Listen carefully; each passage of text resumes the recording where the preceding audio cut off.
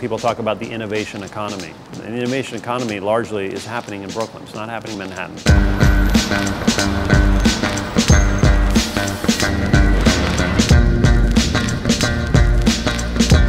I got you a nice laugh and a smile there. That was good? Okay, all right.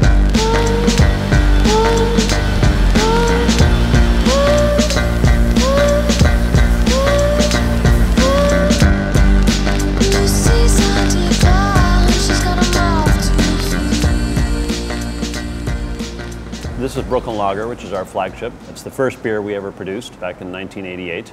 It's based on sort of the pre-Prohibition style lagers that were being brewed in Brooklyn at that time, before today's kind of mass-produced kind of standard Pilsners came out. What was being produced in Brooklyn came out of the sort of German brewing heritage that sort of transferred across the ocean in the mid-1800s when a lot of German emigres moved to the US, and you know, all immigrants at that point came through Ellis Island, and a lot of them stopped in Brooklyn before they moved on elsewhere in the country. And so there was a significant German population in Brooklyn. And if you've ever been to Germany, every little town has their own brewery. So not surprisingly, a lot of these guys who came over were brewers, and they set up shop. And by the year 1900, there were over 100 breweries in New York City, half of those in Brooklyn. And about 80% of them were sort of German heritage. So has the recipe changed since 1988? Not materially. I mean, you know, we're always tweaking, every beer you're always tweaking it slightly based as, you know, as crops change, and 99% of the recipe is the same thing it's always been. You know, today's craft beer consumer is always looking for something new. Sure. They're always looking for something different. But at the end of the day, people do tend to come back to some classics that they're sort of familiar or they're comfortable with. And for, you know, a lot of people certainly around here, Brooklyn Lager is that beer. And, you know, we make a lot of other beers, but Brooklyn Lager is half of what we sell.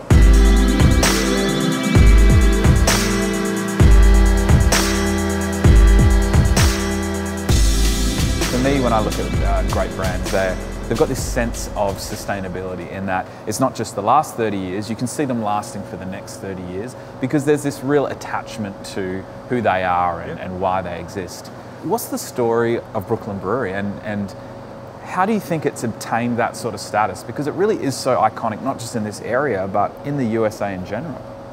I mean, I think it comes out of our, you know, our sort of very humble beginnings. You know, when Steve and Tom, the two co-founders, started the company, you know, they didn't start with some big shiny new brewery and a flashy, you know, fleet of vans and trucks. They literally started peddling it out of the backs of their cars.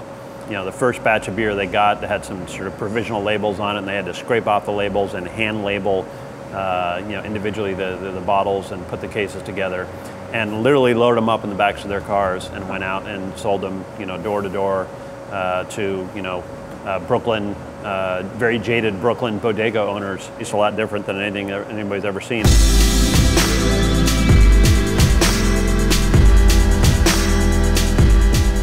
They felt strongly about the Brooklyn traditions that existed here in brewing, and about that sort of creative community. Brooklyn had gone through a period of incredible decline.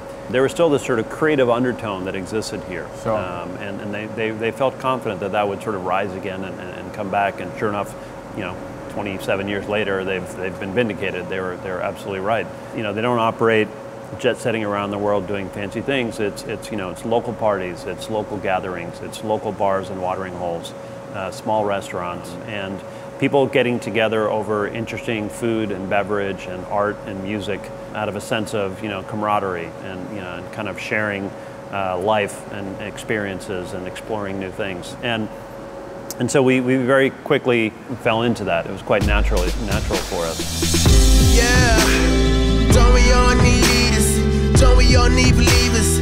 What's up with that preachers? I'm preaching my first chapter. As the company continued to grow, and as when we finally built this facility in 1996, you know, some of the first things that we did were open our doors to the community.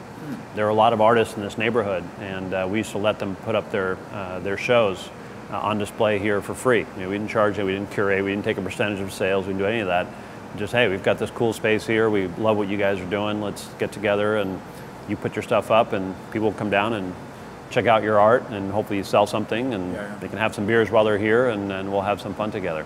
We've used the space for community gatherings, for you know, the Boy Scouts of America, like which seems a little odd, but nonetheless, the Boy Scouts of America use this for the annual award ceremony, and they have for 26 years. We've had church groups, community groups, any number of people that have come and used our space. What do you think that's done for the brand, having that kind of open door mentality to the entire community? When you share sort of similar values with the community around you, and when you sort of open yourself up to allowing people to come in and express issues that are on their minds, whether they be sort of artistic issues or community issues over pollution or traffic or whatever it is.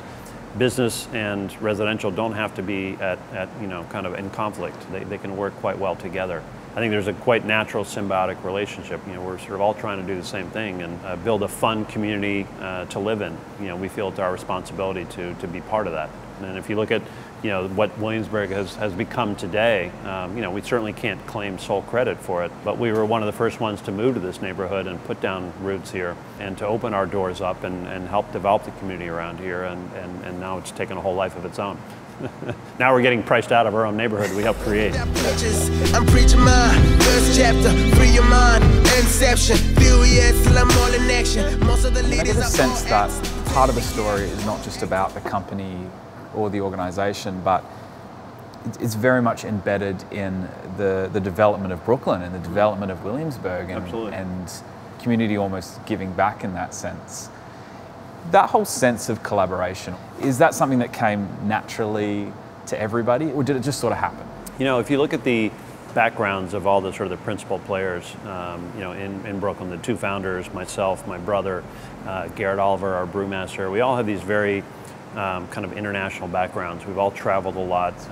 We've spent time in foreign countries, and we grew up sort of living in these communities overseas, not living in the expat community behind walled off compounds, but living in the community and exploring it and loving it and celebrating it. And so that was kind of very natural to us to open our doors and act the same way with the Brooklyn Brewery. It was sort of like, well, what else would we do? Kind of walling ourselves off and ignoring the community would be, first of all, it's not very much fun, but it's just sort of anathema to kind of how we were sort of our natural culture as we were raised. As you grow though, and certainly in terms of more people, practically, how do those values that are so close to the DNA of how you operate and how the founders operate, how does that practically play its way out? I get people who ask me, now that you guys are a lot bigger, you're probably going to start advertising, doing TV and radio and all these sort of, mass media things. And my response to that is actually no. I want to keep doing the things that we've been doing so successfully up to today. And the example I like to give is that when we first started, we didn't have 2 nickels to our name. We didn't have any money for advertising or anything else, but what we did have was beer. And so we started giving away beer to local events, to local gatherings, fundraisers, whether it be the Cancer Society or a local arts group or a fundraiser for a school or a church or whatever it was. And in the beginning, we could only give away, a couple of cases a month. That's all we could really afford. And then as we got a little bit bigger, it became like 10 to 15 cases a month. And we could support, 5, 6 organizations, and then it became 10 organizations. And today, we give beer away to over 100 organizations a month. As we get bigger, it's enabled us to do more of what we've done to date. I don't want to stop doing all that and start doing something else. To me, that wouldn't make any sense. And I think the people that work here appreciate that. They see how we give back. They see how we're part of the community, and they embrace that and enjoy that. That's great, that whole values-driven kind of organizational leadership, that it's almost leading by example. We encourage our employees to get involved, wherever they can as well. Maybe we can rise, don't fall away, 'cause I think we can rise, don't look away, so... If you go back historically, beer has been part of sort of communities, the fabric of communities for centuries. Yeah. You can make a pretty convincing argument, and a lot of historians do, that if you go all the way back to the beginning of civilization, it started around beer. Humankind stopped being nomadic and actually settled down to cultivate grain, was to cultivate barley to make beer. Communities and societies developed around that. And I don't think that's ever changed. What do you think the word Brooklyn and Brooklyn Brewery means to the brand? Yeah, we were the first ones that staked our future on the Brooklyn name. In 1988, when they came out with Brooklyn Lager and decided the name was going to be the Brooklyn Brewery, people thought they were nuts. People thought Steve and Tom were nuts because Brooklyn at that time had all the wrong connotations, right? It was Crooklyn. It was where, you know, if you were shooting a movie about crime and drugs and whatever, you shot it in Brooklyn. It had, you know, all the wrong connotations. But, you know, underneath all that, Steve and Tom believed, A, in this brewing heritage that was here. But secondly, in this sort of this creative engine that was still in Brooklyn. You know, a lot of artists and writers and creative types. And sure enough, they were right. You know, I think we helped build Brooklyn. We were one of the many parts of what sort of the fabric of Brooklyn has become today. It absolutely has become, you know, part of our DNA. I mean, as we travel around the world, you know, the Brooklyn name is quite powerful. Even if they've never heard of Brooklyn beer per se, they've heard of Brooklyn. So, you know, sort of the borough's reputation almost precedes us. You know, if you're a young kid coming out of college, you don't want to live in Manhattan. You want to live in Brooklyn.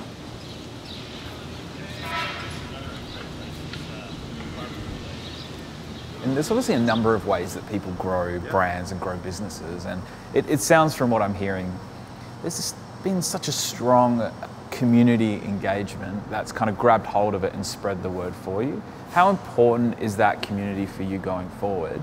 Is it something you have to consciously think about? It naturally happens because of kind of how we got where we are today. Our sort of media, if you will, these days is all done through event-based marketing and the social media that comes around that. You know, I always say I would much rather put a beer in your hands and have you experience our beer together as opposed to showing you a picture of our logo in some magazine or on TV or whatever it is. You know, I think today's consumer wants to experience things. They want to experience things firsthand. It's what people are looking to do. And what we'd like to do is share those experiences together. We're throwing events, whether it's a beer dinner or a color feast, or you know, we have this traveling program we call the MASH, which is a celebration of, you know, beer, food, books, music, comedy, film, kind of 1 week long series of fun events. And we've done it in 8 cities in the US and in London and Stockholm overseas. And that for us is where we really find ourselves at home. If I can get you to some kind of event or join an event that you're already going to and allow us to interact or allow you to interact with our product in a kind of a fun and social manner, that's way more effective than any picture I could ever show you of our logo, and no matter how clever I am.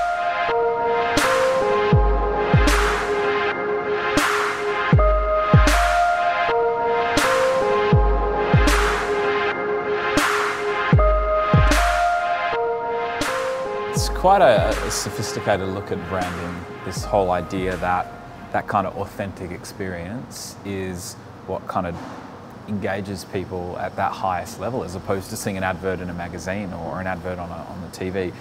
Do you think people are changing in the way that they engage brands? Do you think there's a fundamental shift? Absolutely, because the sort of the easy availability of information has changed the way consumers are able to interact with brands. Forever, there's been a number on the side of the box saying, you know, for more information, call, you know, 1-800, whatever. Like, how many people really call that number? And if you do, what kind of response do you really get, right? But now anybody can just grab their phone and search the world for information and see what other people think. I think that's in some ways challenged companies and brands to have to sort of dig even deeper and be even more thoughtful about how you're engaging with your consumers. You can't pretend anymore. You know, there's nowhere to hide. You know, either you're yourself or you're not, and people pretty quickly figure out if you're not being yourself. And if it doesn't kind of feel or smell right, you're going to get called out pretty quickly. As much as I would love to pretend that everybody's only going to drink Brooklyn beers, it's part of today's kind of consumer. They want to try new things. They want to explore new areas. They want to try different brands. And, you know, we want to make sure that we're part of their portfolio that they engage with. But we would be silly to pretend that they're only going to drink our beer all the time. We just hope that, you know, maybe out of 10 or 12 drinking sessions that we can be 2 or 3 of them. But it would get kind of boring. I wouldn't want to drink only my own beer all the time too. I mean, it's good to try new things.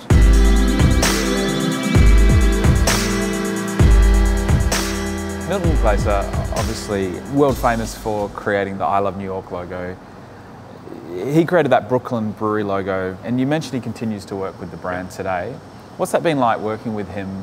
How does the conversation between designer and client work? Yeah, it's been an interesting process. You know, just for me personally, learning about sort of design and how it works practically. And I remember making a comment to Tom and Steve, you know, looking at the logo, and, you know, it's like, it's too simple. Like it's kind of plain and needs more kind of stuff around it. And I've come to appreciate how stupid those comments were, because the beauty of the design in the logo was in its simplicity.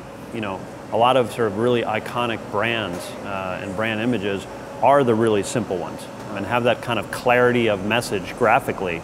So one of the things that Milton has been very good at doing throughout our 27-year history with them has been to make sure that we stay true to that kind of brand look and message. And that no matter what he's designing, that it's kind of clear and simple and bold and kind of very strong. We're thankful to have him working with us still today. Milton is in his mid-80s at this point. Amazing. As of the moment, our plan is he's just going to have to live forever. But but he's been a pleasure to work with for 28 years. So.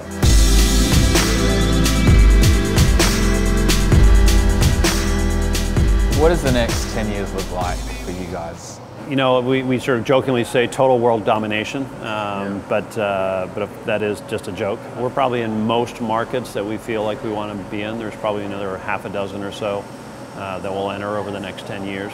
Even in New York City, we feel like we're just getting started. I mean, it's one of the beauties of having such a large home market, just so much runway left. New York has so many different cultures, right? There is no one New York. Penetrating all those different communities can be quite daunting. And if you can manage that, if you can crack some of them, in some ways the sky's the limit. So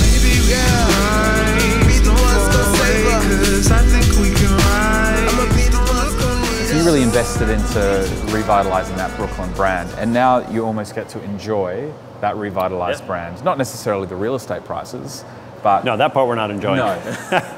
But you get to enjoy... That's for sure. Will you always be in Brooklyn? We'll always be in Brooklyn, absolutely. This is our heart, this is our home. Yeah, and I can't tell you how many times I've been introduced to, oh, this is the Brooklyn part of our city, whatever city you're in.